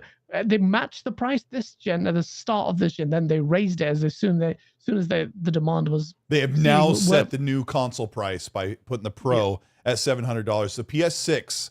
I don't make bets, but I should probably put that down somewhere. I'll just chisel it on a piece of stone that the PS6 will launch at $699, the base model. I wouldn't be surprised at all, and it will sell out instantly. And who was it that said it was Xbox's fault? I think it might have been Reforged who said this is Xbox's fault that they didn't compete. Nibs. Oh, Nibs. I do agree with him. I agree as well. It's Xbox didn't try. PlayStation gets to run rampant in their underwear and say this is the price of the console. And Phil sat there and go, yeah, we don't need a mid-gen. I mean, 30 frames with Hellblade. Well, I mean, but you see on the mid-gen thing, I will say this, yeah, that's true. You know what? I really can't be that excited for the PS5 Pro, although I'm a bit biased. Most aren't, except for D-Batch is probably the only guy who's super excited for it. Yeah, well, you would play it, that stupid PC wannabe. Anyway, just the PlayStation 5, like, I don't know if it's a bad thing that Xbox skipped the mid-gen. Obviously, they're struggling with the Xbox Series X and getting the power that they want compared to the base PS5 anyway. And they've got bloody studies and questionnaires being sent out to developers. Why are you not prioritizing a console? So pitiful, bro. It was just so like, are you asking now? It was like the guy who writes a note to his girlfriend. Do you want to go out with me? Check yes or check maybe. It was so bad. What a way to look like you are so underhanded or so disadvantaged. No, out of touch. And out of touch. And reactive. Like asking for still have the stupid pull up. Sorry. I am grateful. Yeah. Sorry, I am grateful that that they are asking that question. Hopefully they do something to change things like that. By then I'll be on PC anyway. The power thing won't matter to me. You lost your chance, Xbox, but ultimately, we'll see. But I you know what? If Xbox, the thing that will excite me, even if I do move to PC, is which when I move to PC, is if Xbox comes in a year early. This strategy of it has to do that, man. It has to go before PlayStation by a year, or potentially 2 years, but realistically 2027 is when I expect the next Xbox to come out. And if it does that, it will change things up pretty big, because 2027 you should have a strong lineup of games. Yep. But let's see, man, because that's the thing that gets me excited. Anyway, next year is all going to be about, Grand Theft Auto 5. 6. Yeah, and I certainly don't think that Xbox is worried about how their console does next to the PlayStation. Like, that ship is long sailed, and if they want to put out a handheld and this like PC like console, it could be really great. And I want to talk about that in a minute. But I also wanted to say that if I can remember what I was going to say when you were talking about the games, they're faced with this situation where they can look at we can sell games on console on Xbox only, and then we can sell them on Steam, so that's a bonus, and then we can draw people into Game Pass, because these are the only places you can get the games: Game Pass, Steam, and Xbox console. Now, my problem is I'm pretty sure that the bean counters at Microsoft have said, yeah, but if you sell it on PlayStation, Game Pass goes down a little bit, but you still make more money, and what we say goes. And I think that's really why Phil's like, this is not a signal. And when I mock the Phil saying this is not a signal, I really feel like Phil wants to hold on to some sort of semblance of exclusivity for the millions of fans and for the brand identity.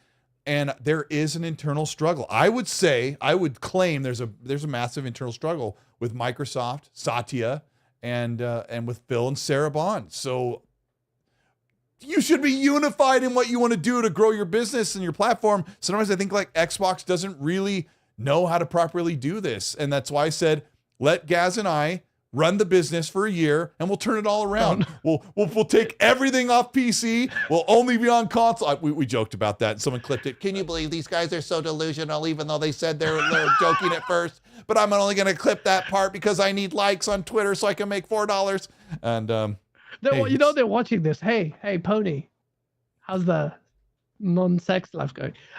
Actually, I do. Let me talk about that, because you brought up the hint of the next topic, and it's that PlayStation is inundating and smothering with a big fluffy anime pillow, smothering their fans with remasters and remakes they didn't frickin' ask for. Now, my question is, before we get started in this with the remasters, Horizon Zero Dawn is getting a remaster. People are laughing their way all the way to it. They'll get the upgrade, whatever. But Horizon Lego game is coming out in like a month. What's going to happen with this game? I got to hear right off the cuff, what do you think is going to happen with Horizon Lego? How's it going to do? How's it going to sell? How's it going to rate? What's going on? All this stuff.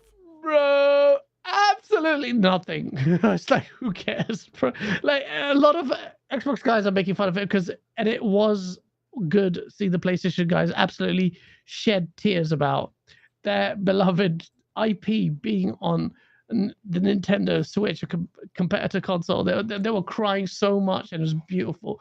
And really built from the ground up on PS5 coming to Switch. And it's like, oh, they didn't develop it, and it was like co-developed by these people, and they still cried, and the narratives were changing about it. But I do think Lego is just an outlier. It just shows, though, that the PlayStation are, there will be third-party publishers when it suits them as well, because they're desperate to maximize their profits as well. And it's not even on PS4. But they went to Switch, but not. I don't understand why they did. That's so weird. That's so weird. They want their cake and eat it too. They want to push people onto the PS5 while also making money on the Nintendo Switch, and that's like the. It's kind of an anti-consumer thing. I don't use that word lightly because I don't think exclusives are anti-consumer. But if you're going to put a game on a Switch and you're just to maximize its sales potential, why the F aren't you on the PS4? Well, like, you're anti for the players, for the PlayStation players, because if for the players, you completely just ignored the PS4 fan base and brought it on the Switch. Isn't it slap in the face of PlayStation fans? But it's Lego though; it belongs on there. It's like shut the. The Lego games launched on the 360 and the PS3, and when they were brand new. PS5, it's on the PS5, and you're crying about it's just. Come on, man. Like PlayStation fans have no shame. Like you have to match that energy about this. Like again, I don't overstate it, but the defense from the fanboys was absolutely hilarious. And you've got your Porter Rocks who were crying about it, but then just quickly moved on to making fun of Xbox. Remember when I pissed off Tim so bad he went at me and made fun of my channel, Tim Dog, because I put him with his arm around Aloy Lego. Oh, bro. Oh, yeah. And then we got on the phone. He's like, sorry, bro. I go, bro, I'm so sorry. I love you. He's like, I love you too. And I'm like, PlayStation forever. And I hung up. Oh man, like the console wars can get serious, then they can get a bit silly and it can get personal. Tim Dog does not enjoy being on PlayStation, no matter what you say, Tim. He's not playing those freaking games, bro. No, is he? Why are you buying a PS5 Pro? I love him, Tim? though. You don't play. Yeah, I get it. You're angry, and you play the part of the angry PlayStation guy, fine. But no one believes that you like PlayStation, so you're just sitting here celebrating NPD. It's like no one believes you, Tim. Stop doing it, but then at the same time, do it. It's quite funny. And also, no, Tim is cool with us. The sells it. Yeah, we love Tim. Tim's cool, man. But like, look, the problem was Tim? That week he had been harassed so bad, and I've been there. Trust me, I've been there several times. Tim Dog he withstood the entirety of the Xbox One generation with Recore and Quantum Break, bro. He was in. Bro, that's why it's so funny, man. That was the straw that broke the camel's back. But the ponies. The pony's back. Look, I'm not going to overstate Lego coming to Nintendo Switch. I just thought it was just a hilarious development. I mean, it might be semi-successful. You think it'll do all right? I don't know if Lego games they do well, don't they? They do a lot. They keep making them. I bought Lord of the Rings Lego for $1.33 on my ROG Ally, and it's been a while since I played them, but I didn't realize it was more like a story-based game. The old ones, like the Star Wars ones and Indiana Jones, you did these really massive levels that were themed on an area in like a scene in the game. So and it's lots of stuff going on. It takes forever to get through a level. These, it kind of like mixed up the formula. It's more like an action adventure game when I was playing Lord of the Rings last night. And then I kind of remember, Lego games are fun, but I think their relevancy is like steeply dropped off over the past 10 years. So I was just wondering if that would do. I don't know. Wasabi-kun goes, Colteastwood, is MBG still scrolling through your Twitter profile? Yeah, he probably is. And somebody said I should have him on the show. I don't have a problem with the guy. Like, I'd have him on here, but he blocked all of us because Dealer Gaming called him out and said, if you're a gamer, let's see your gamer creds. And he said, all your stuff's privated. And he blocked me, Zocker, Fonz, Rand, and him. And I didn't even say anything. And me. But although I have bullied him quite a bit. I've bullied him. I made fun of him a little bit here and there. But yeah, MBG doesn't deserve a platform. He loves talking to himself. He doesn't sit down on other people and talk to other people. MBG, he's just this weird, bitter, old, like kind of weird dressed guy. Like Solid Snake. which Metal Gear has had. If I ever come onto a stream dressed like an Xbox character, I want you to fly over here and kick me right in the culo. Bro, I was still pissed with you doing this shit. Can you imagine if you did that? I didn't want to do it. I was like, everyone's like this, and I was like, I didn't want to do it because all that year we were making fun of it, and Greenberg goes, "We're all going to do this," and I was like, "Nah, I did it. I wouldn't do it. I wouldn't do it. I was like, hell You'd be no. like, No, I was like, I'll just be like, fuck that. I'm not doing that. I'm not doing that. That's such a weird thing to do. Like you guys can do it. Oh man, it's basically that. but no one was looking at this, guys. They were counting how many breakfast plates are on the table. Oh my god, bro! Yeah. Like that was silly. That was fun. That was fun though. Shout out to King Thrash who just made it. I just find him so hilarious. But what are we talking about? I don't know. Hit the like button if you're enjoying the show. This is the XC Podcast. We're live on YouTube. You're also listening live. You're listening on demand on Spotify, Apple Podcasts. And if you're on Spotify, you can put it on video. Please don't do that while you're in your car. I'd like everybody to stay safe so they can see the next show. But I'm here with Gaz, aka Septic Sauce at YouTube. He's got 6,000 subscribers, right?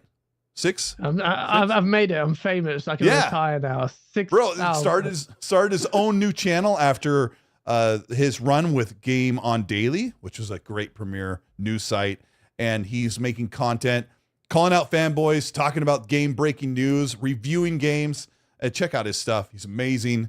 And there, I sold you for as much as I could. Until Dawn is another remaster remake nobody asked for. We won't talk about this for more than a minute, but it is a movie cinematic interactive game from Supermassive, if I can get that right.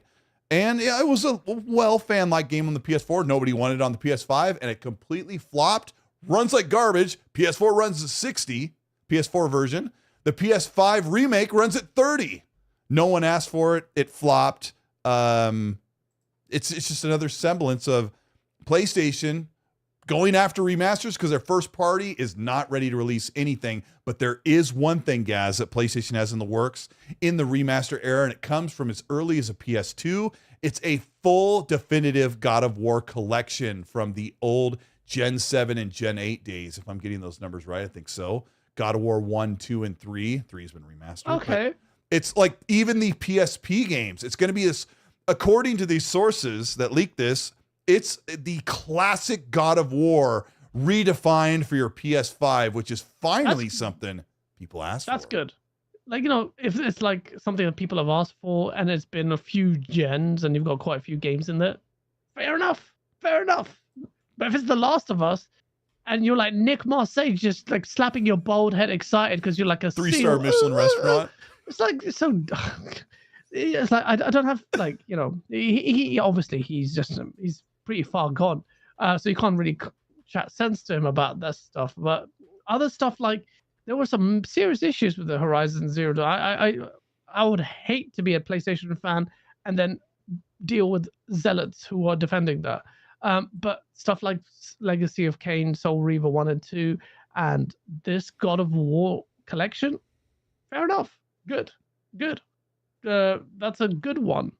I do think PlayStation will get in its cadence potentially next year. They seem to have some really good games coming out. They've got a good 25, yeah.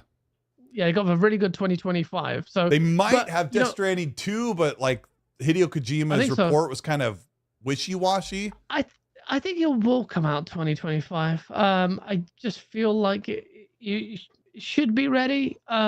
But it'll have a solid 2025. There's a big question mark about whether or not Marathon hits. Killzone definitely needs a remaster. So yeah. Let's talk about Marathon for just a second. I think actually I'm expecting it to actually be received kind of well. Sounds like some content creators were out trying the game, and I just have a feeling that Bungie has this magic, and if they can deliver that magic, Marathon might actually be a cool game. I would expect it. What about you? I've been saying this so many times on so many other podcasts, including mine, and ponies won't believe me, but I want Marathon to be good. I feel it's like on Xbox as well, so like you can't just, it can't be a biased statement. I mean, well, I can because it's still a PlayStation first party title, so we could be biased about it. Yeah, your graph. My graph, which is actually just actual data, but whatever. Redundant data, because Xbox is lost. But it is because but it's I want Marathon to be good. But then there's so many things that I read about. The last minute switch up to it being a hero shooter doesn't really excite me. Yeah. But I really, really liked the CGI in Marathon, like the reveal of it. It had a different style. Had that I think there's Brink so- look to it. Remember, shout out to the Yeah. classic Brink game. Yeah, good shout. And like that kind of like I feel like when there's a lot of pressure on a studio, naturally they have no choice but to deliver. And this is still a Bungie which maybe it's futile at this point, but holding on to its independence or whatever's left of it. And through that kind of pressure, they might be, forced to really help deliver content, a really good game. I feel like there may be some confidence in allowing Hidden Xperia ended up having played it. So letting content creators play it early, and I'm really intrigued to get their views on this game. Hidden Xperia played it, and they said, I can't say much, but it was a very surreal experience. And like, oh, that's a odd choice of words. Surreal. Why would it be surreal? I mean, he shouldn't even be saying that, but it kind of gleans positivity to me, or it gleans a hopeful perspective from my side, I guess. Is what I mean, surreal could also be a little bit weird. To me, it was like, it may be surreal because it's a Bungie game, and maybe it feels a lot like Halo. Well, he can't say that. Maybe he just feels surreal because he's at a Bungie event and he's such a big like Halo content creator, and that it's like surreal to be honored. Maybe to we're be reading there. into it too much. Yeah, maybe. I have no idea. So we'll see. I mean, I don't want Marathon to be a bad game. The Xbot in me does want to celebrate if it's crap, and then shit on Bungie and shit on PlayStation fanboys and PlayStation's inability to do multiplayer. I will obviously be a pain in the ass. You'll be like this immediately, just ready to type it out. I will be absolutely insufferable, but at the same time, I also do want the game to, because, bro, this generation, I have not got. Where's the multiplayer games, man? Last gen we got some incredible ones. This gen, it's been dry. Big, notable multiplayer game, like big, like shooter. I'm not talking about COD that come back every year. I'm talking about a big shooter. We had Titanfall 1 was amazing. Then Titanfall 2 came out last year. It was amazing. The Apex Legends came out last gen. It was amazing. There was PUBG dominated everything. It was such an surreal experience. I had so much fun, and I had no multiplayer games. So even if it's coming from PlayStation, I want a good multiplayer experience, man, that really just grabs me like Apex Legends did, or to that effect. And we just don't have it. So we'll see. Marathon's going to be the one. I'm not saying it's going to be crap. I'm skeptical. Yeah. I'm sorry. Go ahead. I'm skeptical about it being good because of just the development stuff, and Jason Schreier was reporting on it being stuck in development hell, and reports. So the just months ago. Developers weren't even that confident about it. But yeah, we'll see. Could be another Concord. Yeah, that's what I was gonna say. And when I was in London and we were doing the co-stream together, when we saw Concord, I was like, oh, it looks kind of cool. I really like the art style. This may be actually good. And you're like, this looks like shit. Like we're sitting side by side with a different opinion. And I had this positive outlook towards Concord could be something kind of cool. And then I'm more for multiplayer. Yeah, well, I'm more multiplayer. So when I see that, I see Overwatch clone. I see, games I've already seen. I saw a Destiny clone when I saw the gameplay. Was that, am I wrong? As well. Yeah, because obviously had the floating ability with and then sniping and shooting, and it felt like very polished looking, and it had Destiny vibes. But NC says the finals was a good game, a really good game. Really enjoyed that actually, but it wasn't enough. But yeah, finals is a great show. Finals is a great show. Well, we'll see with Marathon. I'm intrigued to see that. I think PlayStation 5 will have a really good 2025 though. They've got Ghost of Yote. They've got Death Stranding 2.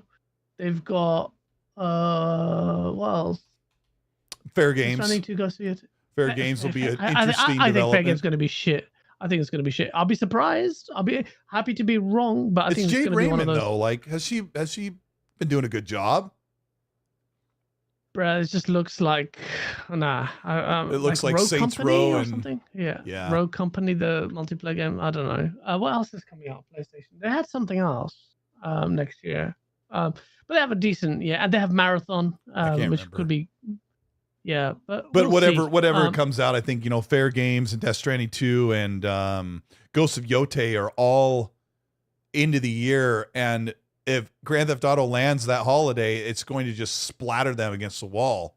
As well as Fable. Yeah. If Fable actually makes 25, which you and I are kind of thinking it'll get pushed to 26, whatever big games, because Xbox has a couple big games coming out next year as well. Like they have actual big games coming out. I think South of Midnight's coming out in the early year, but I don't know what could be at the end of the year. There's a rumor. Tom Warren thinks that Gears E-Day is coming out in 2025, or at least they think they might make it. I don't know why Tom says that. I don't think that will happen. I don't either. I don't think that will happen at all. I think Fable even is okay. Fable comes out next year. That's big. That's the biggest one. South of Midnight, I don't classify as a big game. But Fable, that's the biggest one. That will be the Xbox's best chance of scoring a really high Metacritic game because it's coming from Playground Games, who have a proven pedigree. Game looks incredible, and they'll potentially take Fable to better heights than Peter Molyneux ever did. So I will see. Perfect Dark's not coming out next year. No, I don't think so. I think Perfect Dark is 26. Doom is amazing. I wish Doom was exclusive, but Doom we think Doom's coming out May of next year, so that puts it like 6 or 9 months March from now. or May. Hopefully when is the 5090 actually going to be out? I don't know. Don't get a 5090. I think you would probably be better off buying a pre-build 49 killer build with like 64 gigs of RAM like I have. Because you know what Alex would tell you if you were like, I'm going to get the latest and the greatest. He's like, you're wasting your money. He says the 080s or whatever, like the 4080 is a better value than the 4090 because the extra money doesn't make up for the extra performance. So I don't know. I would get a 4090 build next year when you're ready to buy. We'll talk about that another time, but we will. Like my PC, I bought it 2 years ago and it has a 3080 in it. And then Hargeet sent me a 4080 Super. Bless Hargeet. Oh, bastards! With his shining sun face. Hargeet, I'm about to start reading your book, by the way. Oh, nice. Hargeet's amazing. Just thought things are calming down. So I've been meaning to read his book. I paid like $100 shipping or something stupid for that. So it better be good. Hoggy, I'll judge you. Comes over on its own freight boat or what? I don't know why the shipping. But Hoggy has supported the shit out of us. I don't mind if it's $300, man. The guy is the most generous guy in the community, man. So of course I'll pay a lot of money for it. Let's Hoggy, and it's your boy.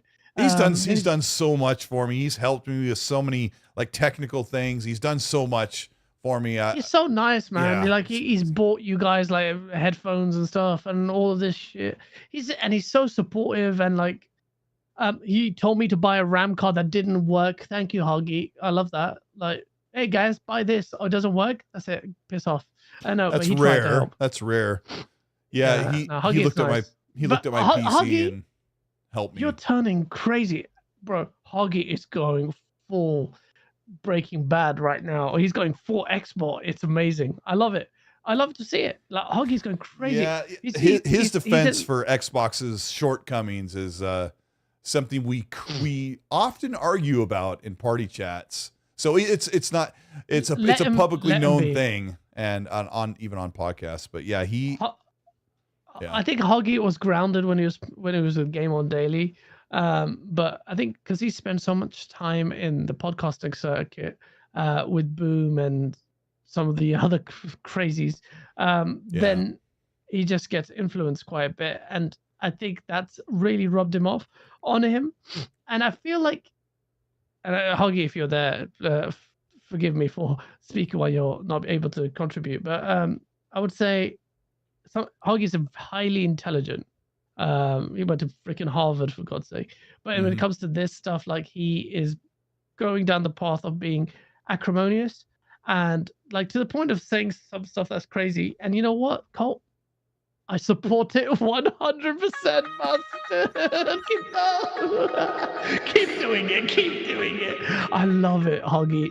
They are so mad that they can't contact you on social media. I love it, bro. Let's give it a That was me in London when you were giving me when you got me the South Korean or the Korean chicken, fried chicken, and I was like, skibby up. It was so good. Bro, I wish Hoggy was there too, because I know Hoggy would appreciate good food as well. Hoggy, we have to meet up one day. But you know what? When I see those clips of Hoggy and the PlayStation guys go, "Oh my God, what is he saying?" I just sit there and watch like, Hoggy, what are you saying? Keep saying it. Just piss these guys off even more. Because as much as they put their smiling emojis out there, they are so pissed about what he's saying. And it's just, the best part is he doesn't know about any of it. He doesn't use social media. And so I'm like, Hargy, they're talking about you. He goes, who cares? Because he doesn't live there. Like when I get dragged on Twitter, it sucks because that's where I live, right? Like that's on my home turf.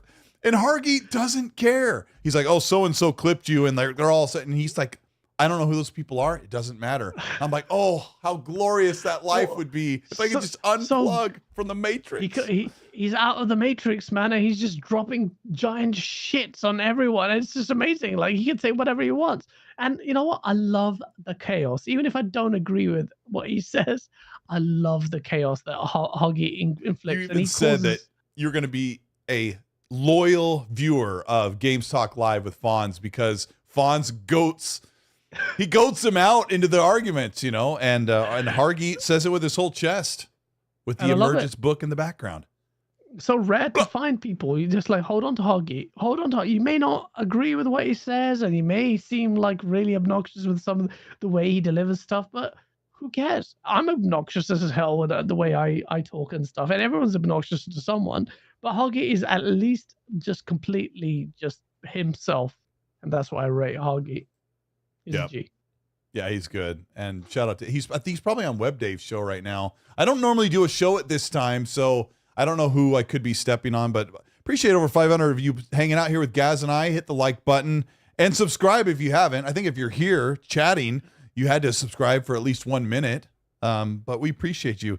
Gaz, I'm tired. It's been a whole thing. I'm gonna head out on my flight tomorrow afternoon, so I wanted you to get to bed since it's super late. But it's been a pretty good show.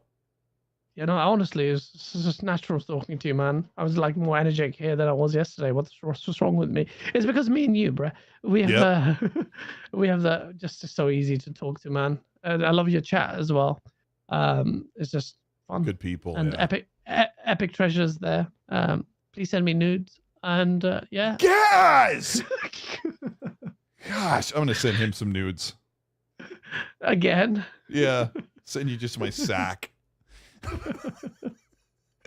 But you know, hey, tomorrow night, I can't believe this is surreal. Tomorrow night I'm meeting Fonz and Zocker to have dinner, and I've never met Zocker in person. Yeah I mean Zocker. Yeah, no way. Zocker that's the Malaga. Oh my God, I did not realize you're meeting him, dude. He's gonna smell like freaking falafel and tzatziki.